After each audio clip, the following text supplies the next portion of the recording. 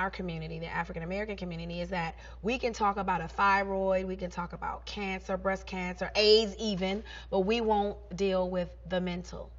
And that's an issue.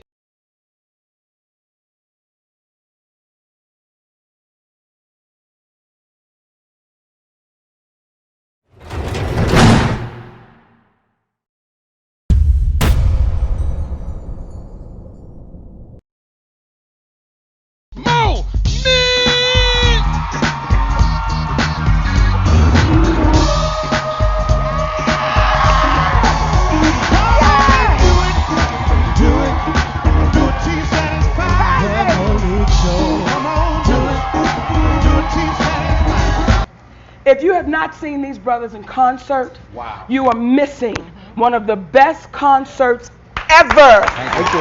Yes. Ever. See, I know when we only pay our bills once, I'll be thinking about stuff like that.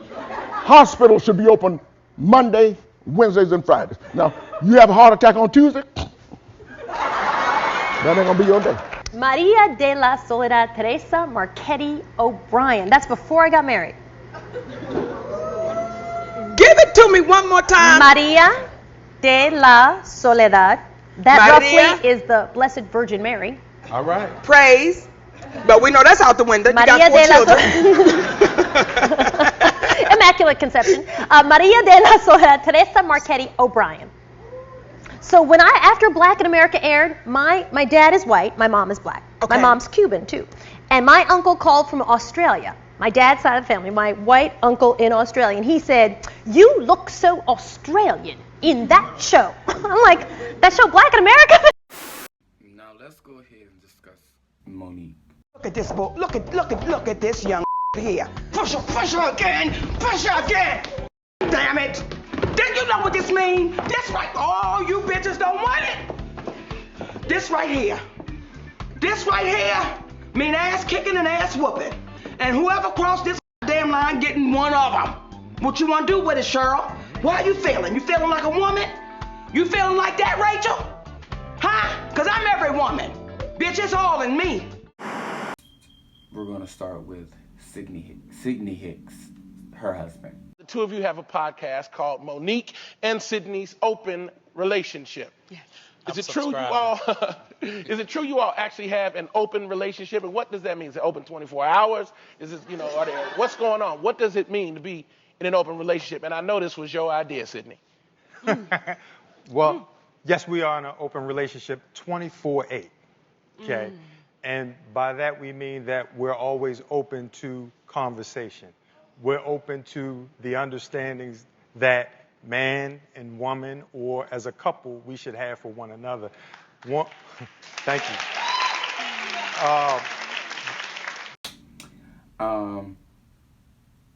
I do believe that he is one of the biggest parts of her downfall. Okay, and I take that from Vlad, who said that, after he attempted to do his interview with Monique,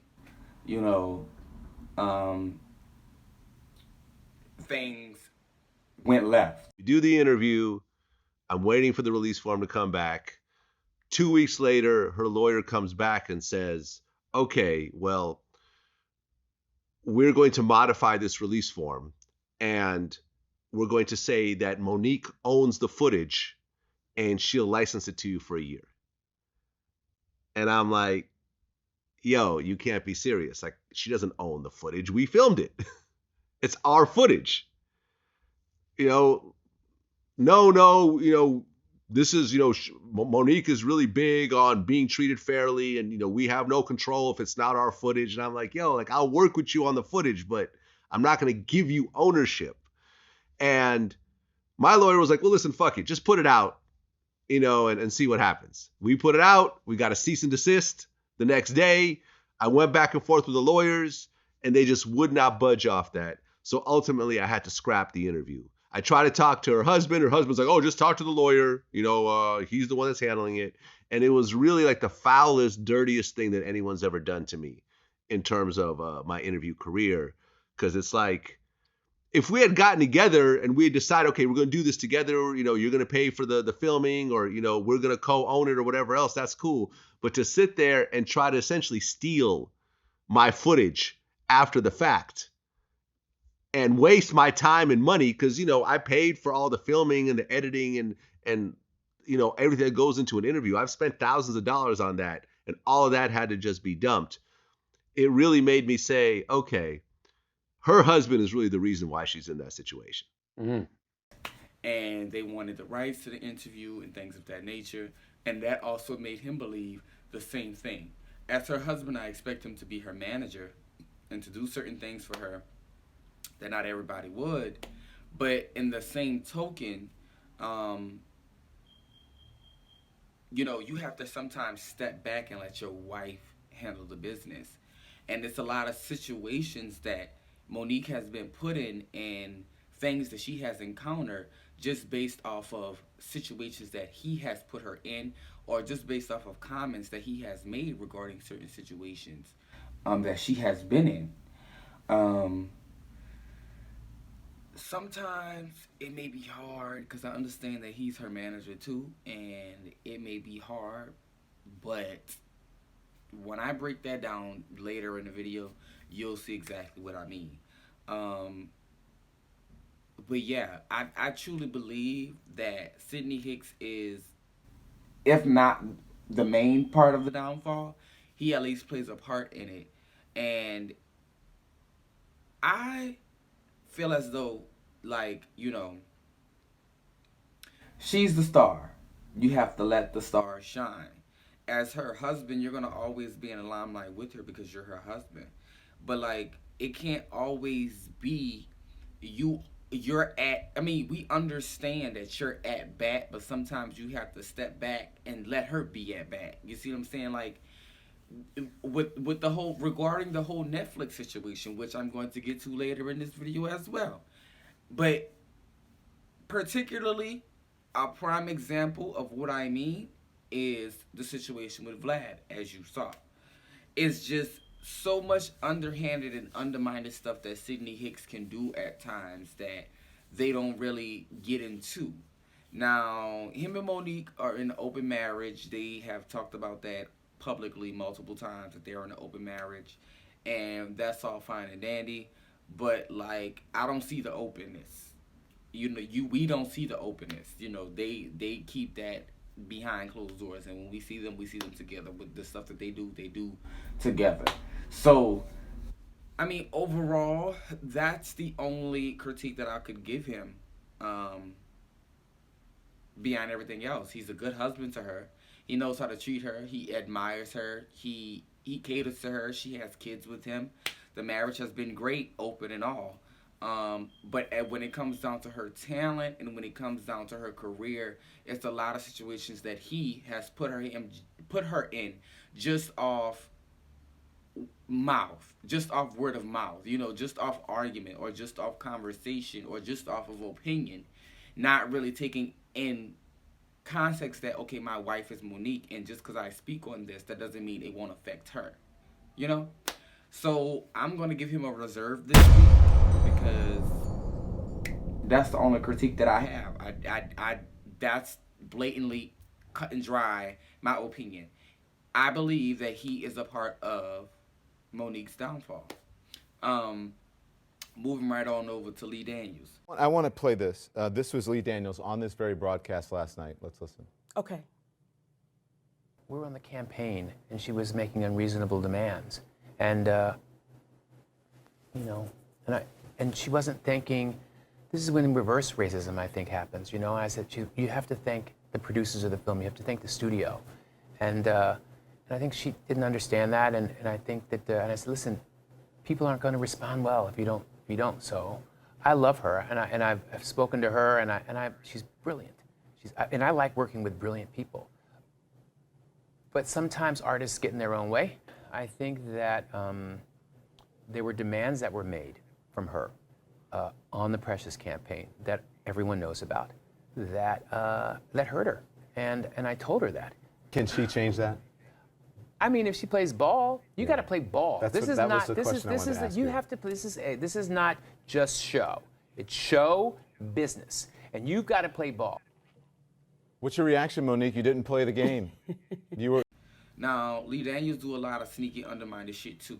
And the shit that he pulled with Oprah and Tyler Perry and everybody else that was involved over there, it's been undermined shit. You see what I'm saying? Monique has had good times with everybody that was named within that conversation.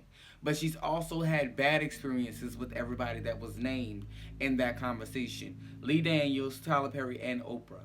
Oprah called Monique a few years ago about having her family on the show, and when she used to do the TV show.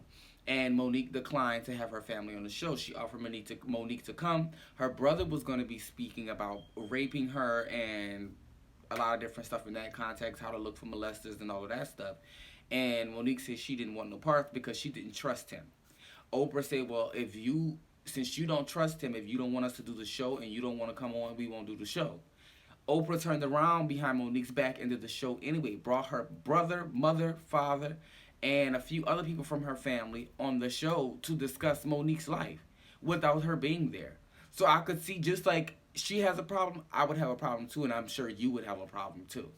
When it comes to Tyler Perry was straddling the fence. He wanted to be against Monique, and he wanted to ride the wave of, what you shouldn't have done, and schooling you like Whoopi Goldberg told her, and all of that shit. He wanted to ride that wave, but then on the back end, he wanted to cover his own ass because it was like, well, you're a black Hollywood staple, so we would need you to still be an actor. He kind of went into it like, okay, well, I can say certain things, or I can do certain things, but I should be able to go back in the end and clean that up just in case I need her for a job. You see what I'm saying?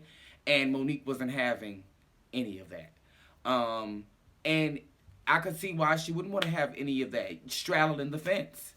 Now, when it came to Lee Daniels, the disconnect between her and Lee Daniels came after Precious. I don't know what enticed him to, even give Monique the pay that he gave her for Precious, because her role in Precious was award worthy, as we saw. So I'm confused as to what made him pay her what he even paid her for the movie. But Monique really didn't care about the pay. She cared about the story. So that's why she did it, regardless of the pay. But the disconnect came in there. You can't expect a person to branch out and do more than what you pay them to do. But, need I say, Monique should have kept in mind that when she signed the contract to do Precious, that you are contractually obligated to do certain things under contract for the movie. You promote a movie. You have to do press runs. You have to do all of that stuff. So that comes with the movie, But he fell wrong because he should have said when they were in the press conference, when they were in the meeting, he should have told Monique, okay, well, I want you to go to Dubai. I want you to go to France. I want you to go to these places, and I'll add an additional $50,000 per appearance or whatever. But he didn't do that. He waited till the contract was signed and then expected Monique to do more beyond her press run that was already booked. And when she wouldn't budge, she was labeled problematic. Now, he failed because, and I'm about to tell you why he failed, because there was a certain thing that he did to Monique by doing that. Those three people had something to say regarding Monique and the Netflix whole shebang. And beforehand, before this Netflix thing had even came about, Monique had been blackballed since Precious came out. Okay? So what Lee Daniels did, what Lee Daniels said, what the part that Lee Daniels played was getting her blackballed. This is where it started. Okay? The whole blackballing of this is where it began. Now, Moving on over to Netflix. Hey, my loves. I am asking that you stand with me and boycott Netflix for gender bias and color bias.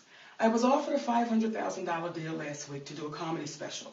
However, Amy Schumer was offered $11 million, Chris Rock and Dave Chappelle $20 million. Then Amy Schumer went back and renegotiated $2 more million because she said I shouldn't get what the men are getting, they're legends, however I should get more, and Netflix agreed. When we asked Netflix to explain the difference, why the money was so different, they said, well, we believe that's what Monique will bring. We said, well, what about my resume? They said, we don't go off of resumes. Then we asked them, what was it about Amy Schumer? And they said, well, she sold out Madison Square Garden twice, and she had a big movie over the summer. Is that not Amy Schumer's resume? And then Netflix said, by the way, we believe Monique is a legend too. Why shouldn't I get what the legends are getting? Please stand with me in this boycott of Netflix. I love us for real. Netflix. Now, I didn't went over this whole Netflix contract. If you recall, Monique posted some time ago on her Instagram the email that she got from Will Packard. And it said a lot overall. In a nutshell, it was a bit much. It was basically addressing a lot of the stuff that Monique really talked about publicly. But this is the part that you need to see about the whole Netflix contract.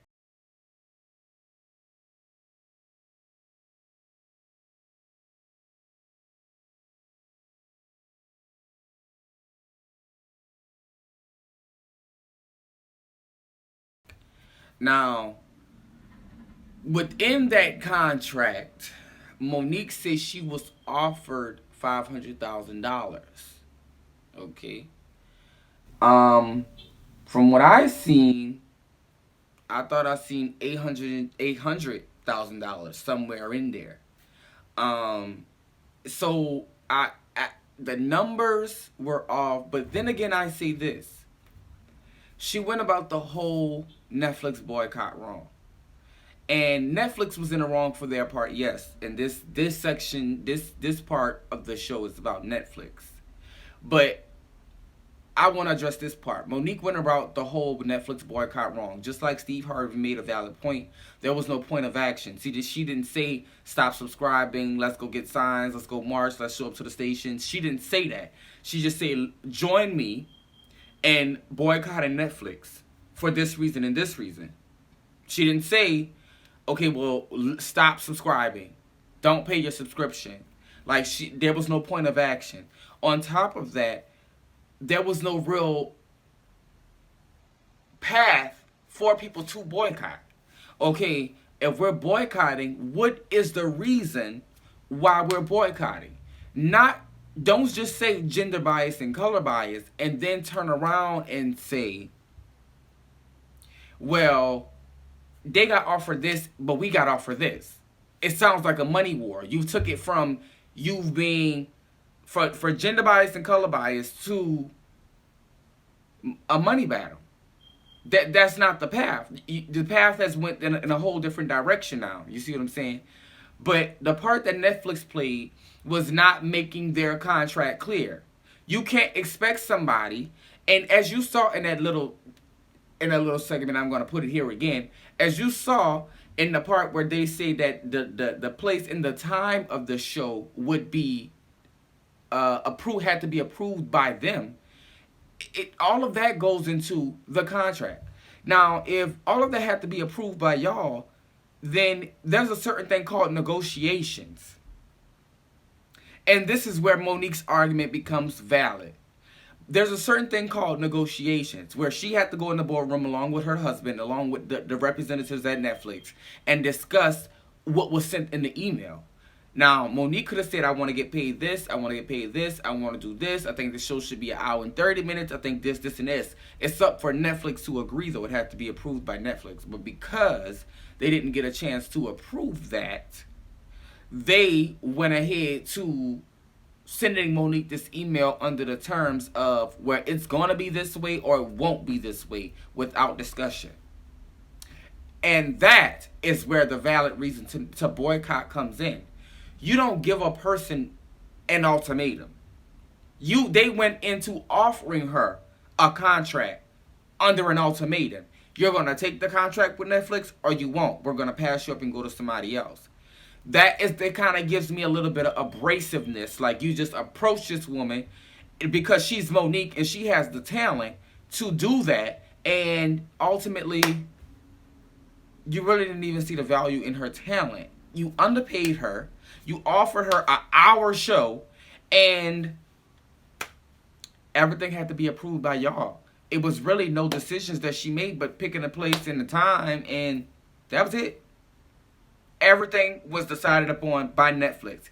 And here's where I believe the husband fucks shit up at. You see what I'm saying? Because and he's been the main one being so vocal about what has happened. If you notice when Monique does interviews and she gets asked about this, he's always either on the line or there in person to say whatever he has to say before Monique comes in with the same, okay, well, they did this and they did this, and Amy Schumer and Dave Chappelle and Chris Rock and all of that. But Netflix should have handled this differently, as well as her husband should have handled this differently, as well as she should have handled this differently, as well as all of these parties. Lee Daniels, Oprah, Tyler Perry, everybody should have handled all of this differently, because there is no way that Monique should be blackballed in Black Hollywood right fucking now. Monique's career took a whole plummet, validly, because of what other people said. Not even under the pretenses of some shit she did. Because contractually, and just like she made the point, contractually, they couldn't sue her because she did nothing wrong contractually.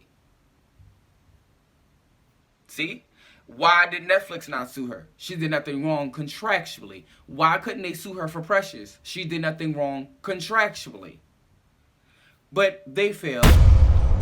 Nevertheless, I've made my point. I've stated my case. You tell me how you feel. Next week, we're taking this shit to England for the royal episode. Princess Diana versus the People, episode 11. And I'm going to meet you back here, people, for it all again next week. Thank you for watching.